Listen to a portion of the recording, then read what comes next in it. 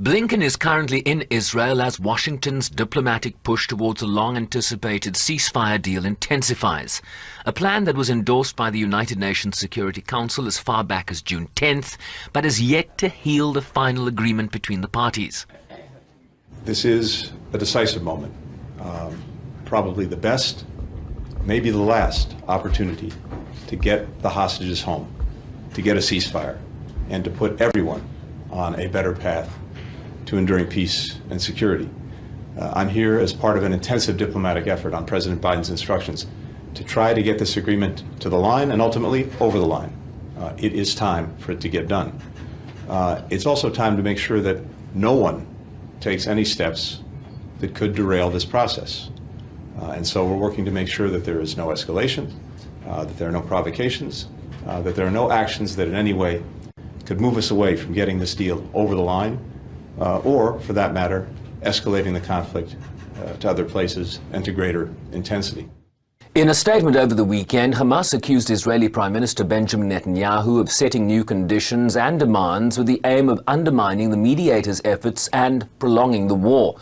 They specifically object to what they say is the proposal not including an immediate permanent ceasefire or the immediate and comprehensive withdrawal of Israeli troops from Gaza.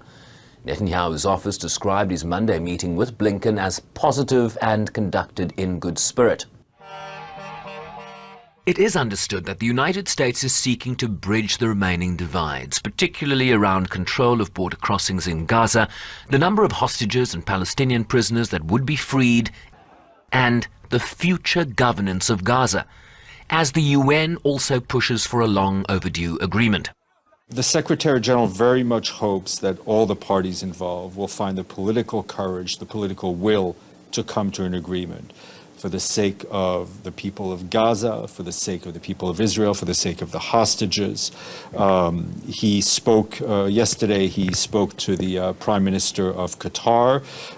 He was briefed on the state of the situation, and he will be staying in close touch and informed.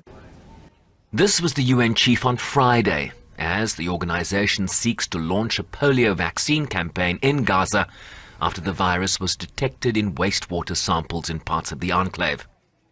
I am appealing to all parties to provide concrete assurances right away, guaranteeing humanitarian pauses for the campaign. Let's be clear. The ultimate vaccine for polio is peace and an immediate humanitarian ceasefire.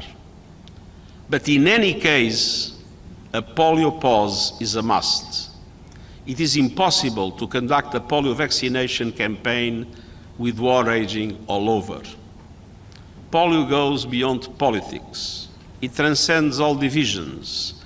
And so it is our shared obligation to come together, to mobilize not to fight people, but to fight polio, and to defeat a vicious virus that, left unchecked, would have a disastrous effect not only for Palestinian children in Gaza, but also in neighboring countries and the region. A ceasefire deal seen as critical to lowering the temperature in the region that has seen growing concerns about a full-blown regional conflict that could draw in Hezbollah in Lebanon to Israel's north and Iran, threatening retaliation after the assassination of Hamas's political leader Ismail Haniyeh in Tehran on July 31st. Shervin Ricepiece, SABC News, New York.